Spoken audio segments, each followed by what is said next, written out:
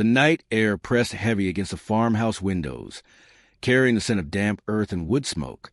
Upstairs, the dog wouldn't stop scratching. His nails raked against the attic floorboards, frantic, desperate, like something trapped just beneath the planks. At first, the family thought it was mice, then rot.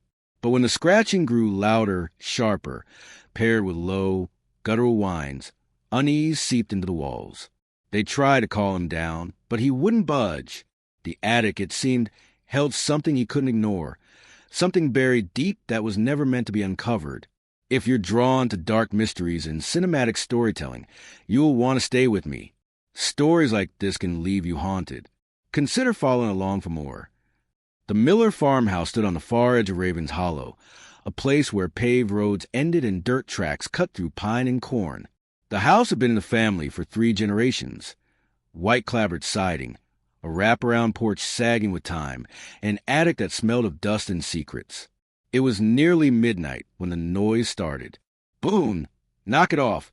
Daniel Miller called from his bed. His voice was rough with sleep, more irritation than command. Boone, the family's German shepherd, had been restless all evening, pacing from door to window as though the night carried a scent only he could trace. Now, his scratching thudded from the attic above. Beside Daniel, his wife Claire stirred, pulling the quilt higher over her shoulder. "He's going to dig through the roof at this rate," she muttered.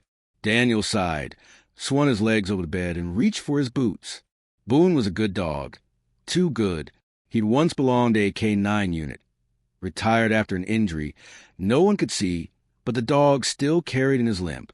Daniel had taken him in, thinking he'd settle into farm life easy. But some nights Boone remembered. Some nights he hunted ghosts. "Don't," Claire whispered when Daniel grabbed the flashlight. "It's nothing. Just let him wear himself out." "Won't sleep through it," he said.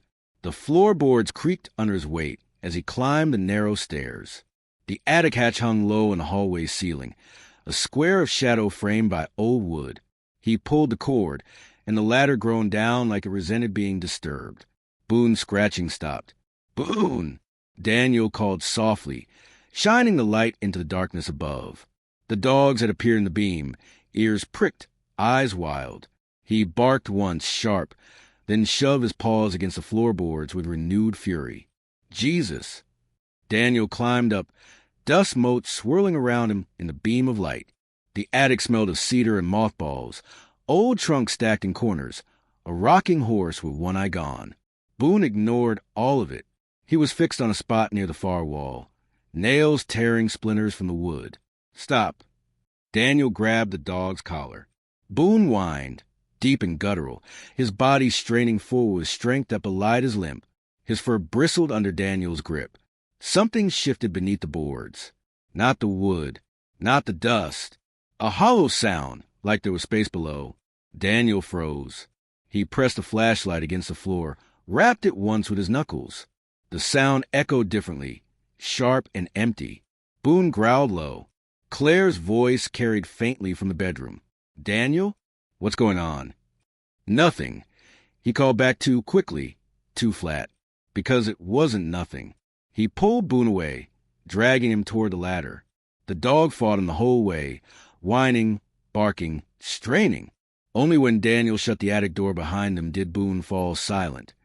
Though his body trembled, muscles twitching like he could still hear what lay beneath, Daniel stood in the dark hallway, heart hammering. He told himself it was nothing, a loose plank, an old crawl space. He told himself Boone was just chasing a scent. But Boone knew better. The next morning, the scratching began again. This time, Claire heard it first. She was in the kitchen, apron dusted with flour, kneading dough when Boone bolted from the back porch, straight up the stairs, claws clicking like gunshots on the wood. "Daniel!" she called. By the time he reached the attic, Boone was already at it again, tearing at the boards. Dust filled the air like smoke, and faint marks scored the wood, where Boone's claws had dug deep. "Enough!" Daniel snapped. He grabbed the collar, yanked hard. Boone yelped but didn't let up, his paws thrashing as if the floor itself were alive. Claire climbed up behind him, pressing a hand to her mouth. "What's wrong with him?" Daniel didn't answer. He couldn't. He was staring at the faint crack Boone had carved open in the plank, just enough to see that beneath the wood wasn't insulation or dirt. It was black, empty, a space. Claire followed his gaze. Her breath caught. There's something down there. Daniel swallowed. Old storage. Maybe. My grandfather built this place. Could be a crawl. But his voice carried no weight. Claire's eyes lingered on the crack, then on Boone, still straining, teeth bared. He smelled something. Daniel forced the plank back into place with the heel of his boot, shutting out the darkness beneath. He herded Boone down the ladder again, the dog's growls vibrating through the narrow hallway. When they reached the kitchen, Daniel poured himself coffee, though his hands trembled too much to lift the cup steady. Whatever it is, Claire said quietly, we need to check. No! The word came sharp, final. It's nothing.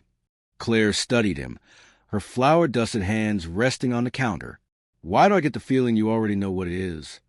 Daniel didn't answer. He stared into the coffee, his reflection rippling. Because she wasn't wrong. By dusk, Boone was pacing again. The kids, 6-year-old Emily and 10-year-old Jacob, watched him from the living room couch. Why won't he stop? Emily asked. Because he's crazy, Jacob said, though his voice wavered. He's always been crazy. Don't say that, Emily whispered, hugging her stuffed rabbit tighter. Daniel heard them from the kitchen. He rubbed his temples, exhaustion sinking deep into his bones. Boone had been relentless in sunrise, scratching, whining, pawing at the attic door as though the boards would give. And every sound reminded Daniel of something he'd tried to bury years ago.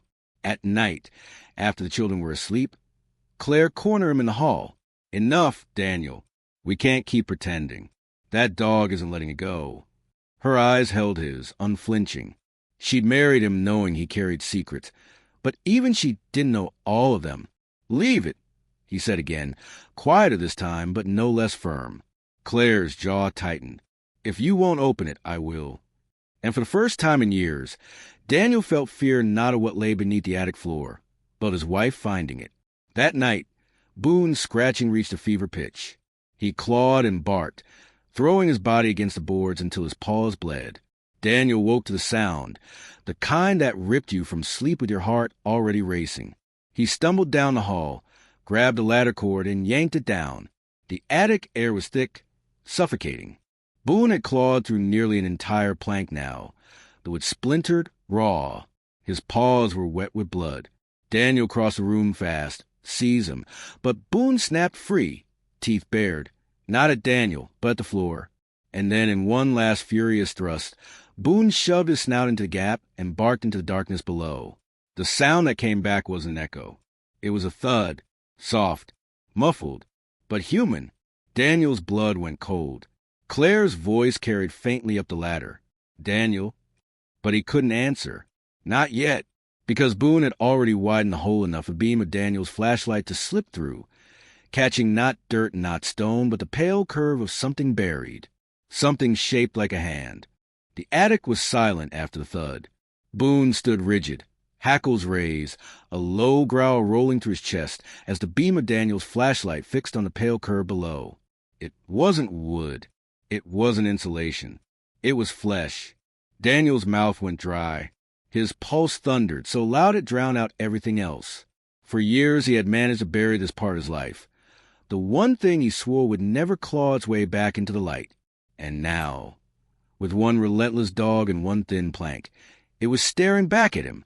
Daniel. Claire's voice was closer now, her foot on the ladder rung. He spun, panic tearing through him. Don't. But it was too late.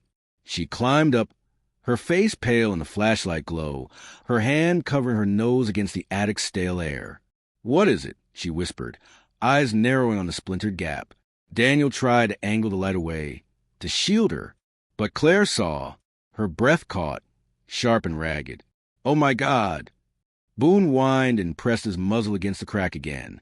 Claire staggered back, her hand clutching her chest. That's a body. Daniel's jaw clenched.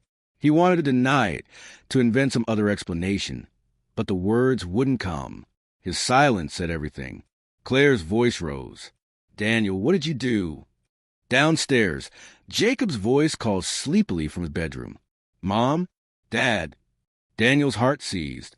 Don't wake them, he hissed. He grabbed Claire's wrist, urging her toward the ladder. Not here. Not now. Claire yanked free, her eyes blazing. You knew. You've always known. That's why you didn't want to open it. Keep your voice down, he snapped, more plea than command. But she didn't. Her words cut the attic air. Who is it? Daniel stared at her, the weight of the years pressing down. He felt Boone pacing beside him, nails clicking, the dogs breathing sharp, urgent. Finally, Daniel spoke. My father. The words hung between them, impossible, ugly. Claire's lips parted, disbelief flooding her face. Your father's buried under our attic floor. Daniel looked away.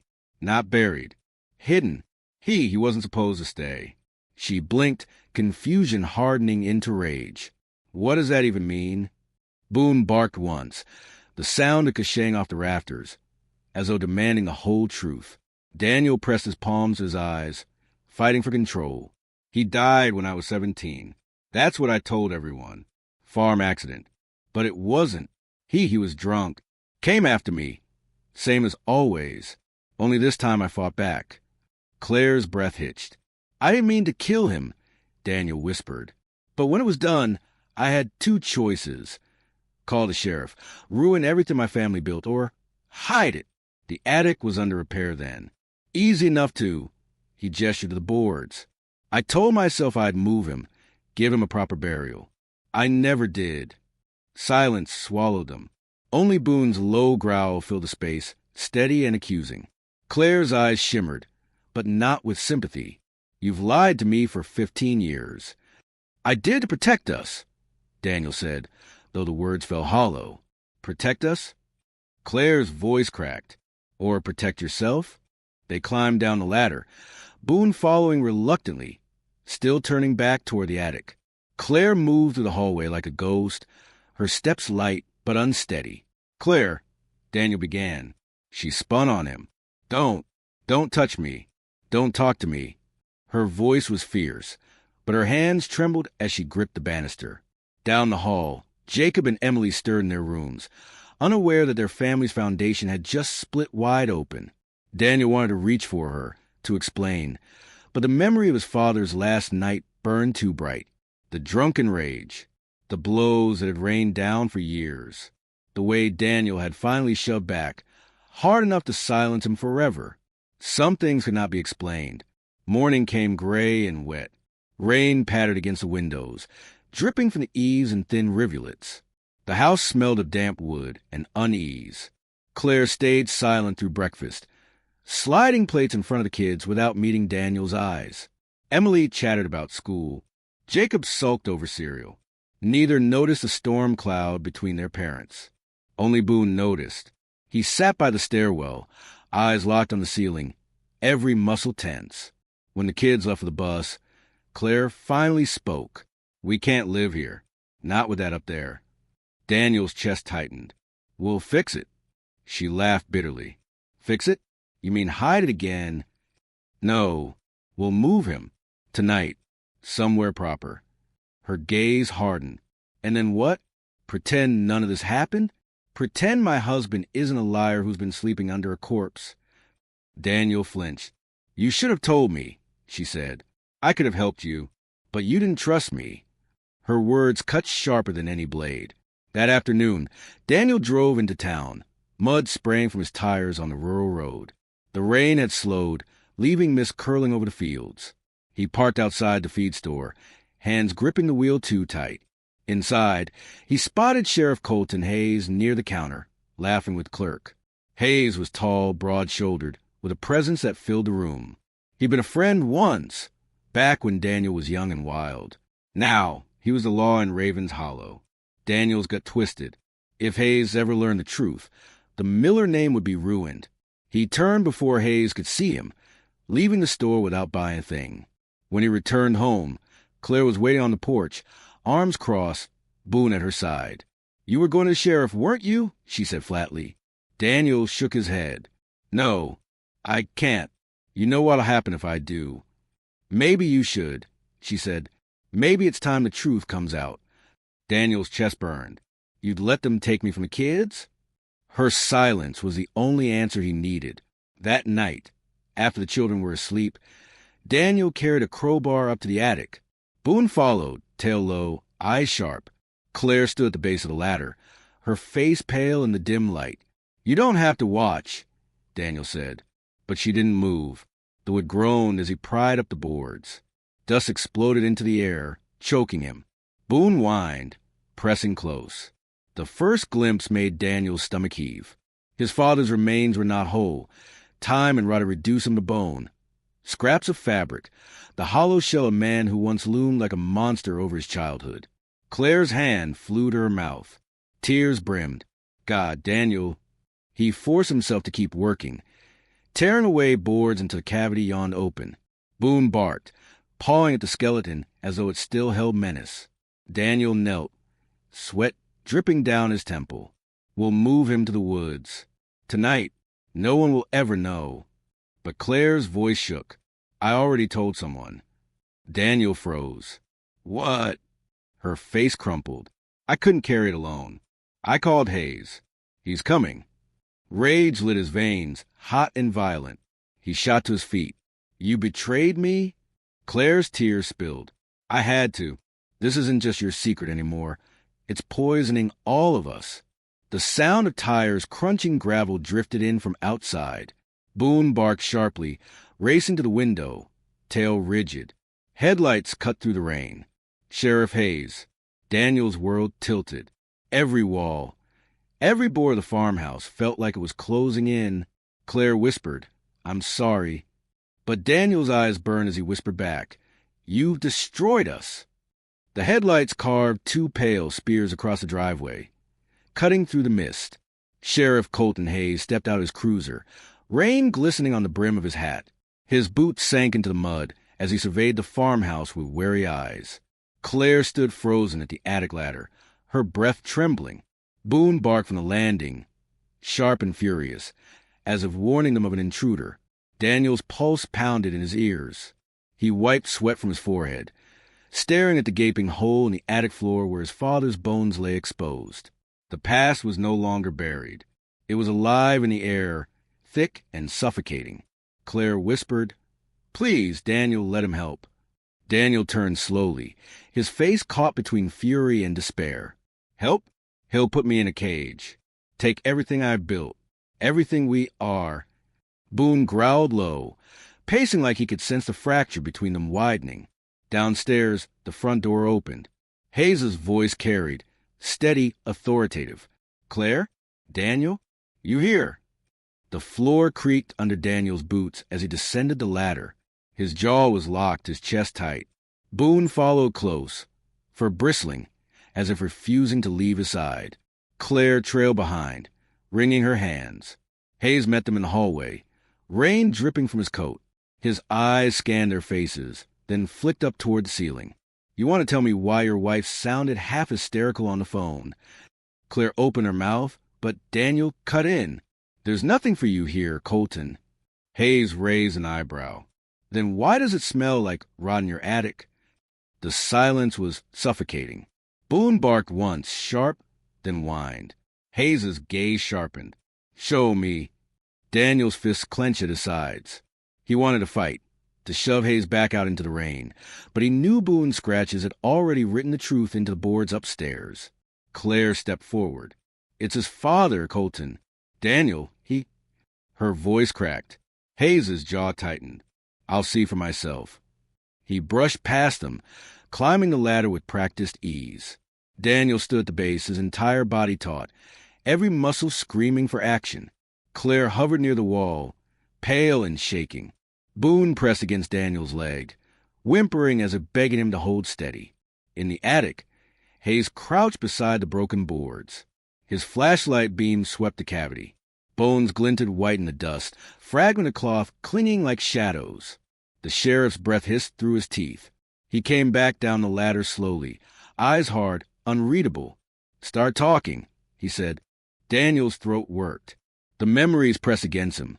the whiskey stench on his father's breath, the bruises that never faded, the night that ended it all. He was beating me, Daniel said finally, his voice hoarse. Always did. That night I fought back. He fell, hit his head. It wasn't supposed to. He broke off, shaking. I didn't know what else to do. I was 17. Hayes studied him a long moment. And you left him up there for decades. Daniel's voice cracked. I meant to move him. Every year I told myself I would. But life kept going. Claire, the kids, I couldn't let them know. Claire's eyes shone with tears, her arms wrapped around herself. Hayes sighed, long and heavy. Daniel, you know I can't let this slide. There has to be an investigation. Daniel stepped closer, his voice sharp. An investigation means my kids grow up without me, means a farm goes under. Everything dies with me in a cell. Hayes's jaw flexed. It's not that simple. It is, Daniel said, eyes burning. You've known me my whole damn life. You know what he was like. Hayes glanced at Claire, then back at Daniel. Conflict flickered across his face. For a moment, the sheriff said nothing. Rain ticked against the windows. The house seemed to hold its breath. Then Hayes lowered his voice. There's a way this doesn't end with you in cuffs. But you have to trust me. Daniel stiffened. Why would you help me? Hayes's eyes darkened. Because I know what it's like to grow up a bastard for a father. And because this town doesn't need another scandal to bury it. Claire stepped forward. Disbelief etched across her face. You'd cover this up? Hayes didn't look at her. Not cover. Quietly resolve. You dig him out. Give him a grave in the woods where no one stumbles across him. I write it off as an old missing person case that'll never close. Daniel stared, barely breathing. But Hayes added, his voice like steel, you owe me. You ever breathe a word of this, I'll bury you myself. Claire shook her head violently. No, this is wrong. He should answer for it. Daniel rounded on her. Would you rather see me in prison? See our kids torn apart? Her voice broke. I just wanted the truth. I didn't want this. Boone barked, sharp and urgent, cutting through the tension. His eyes locked on Claire, as if he could smell her guilt, because Daniel suddenly understood. She hadn't called Hayes just out of conscience. She wanted him gone, wanted the secret to rip open wide enough to swallow him. His stomach twisted. Betrayal cut deeper than any law ever could. The three of them stood in the narrow hallway, the weight of years pressing down. Hayes's offer hung like a blade. Finally, Daniel spoke. I'll do it. Tonight. Hayes nodded once. Then it never happened. You hear me? Daniel met his gaze. I hear you. That night, under cover of rain, Daniel dug. Boone stayed by his side, silent now, as though guarding against more than the shadows. The soil was thick, clinging, but Daniel worked until his arms shook and his hands blistered.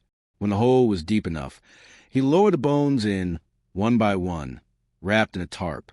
His father's skull stared up to the folds, empty sockets reflecting the flashlight beam. Daniel shoveled dirt back in, each thud like a heartbeat slowing. Boone whined once, low, then lay down at the grave's edge as if standing watch. When it was done, Daniel sank to his knees, rain washing the mud and sweat from his face. He fell hollow, scraped out. Claire stood at the tree line, her arms wrapped tight around herself, refusing to step closer. Her eyes met his only once, and in them he saw no forgiveness. Days later, life resumed on the farm. The attic was sealed, the boards replaced, the smell gone. The children laughed again, unaware of the storm that had passed through their home. But the silence between Daniel and Claire grew heavier by the day. She spoke only when necessary, her touch absent, her eyes distant. The bond they'd shared had splintered, and no patch could mend it. Boone remained restless, pacing the porch at night, growling at shadows only he could sense. Sometimes, when Daniel lay awake in dark, he swore he heard the faint scratching still, not from the attic, from the woods, from beneath the earth where the past lay buried. Weeks later, Hayes stopped by the farmhouse. He didn't step inside, just leaned against his cruiser, cigarette smoke curling in the air. You did what had to be done, he said. Daniel nodded. Though the words felt like poison, Hayes flicked Ash into the dirt. Remember, you owe me. Don't forget it. Then he drove away, taillights fading into the mist. Daniel stood alone, Boone pressed against his leg, the farmhouse looming behind him like a ghost. That night, as rain whispered against the roof, Daniel sat at the kitchen table. Claire entered quietly, her face pale in the lamplight. You think it's over, she said. Daniel looked up. It has to be. Her voice shook. Secrets like that don't stay buried. Not forever. He met her eyes, the gulf between them unbridgeable. Then when it comes, we'll face it. She turned away, her shoulders trembling. I don't know if I'll still be here when it does. The words cut him deeper than any sheriff's threat. Later, as Daniel lay awake, Boone curled at his feet. He listened to the quiet of the house. The children slept peacefully. The rain eased. For the first time in years, the attic was still, but peace felt hollow. Because beneath the silence lay the truth. It wasn't the corpse that had shattered the family story.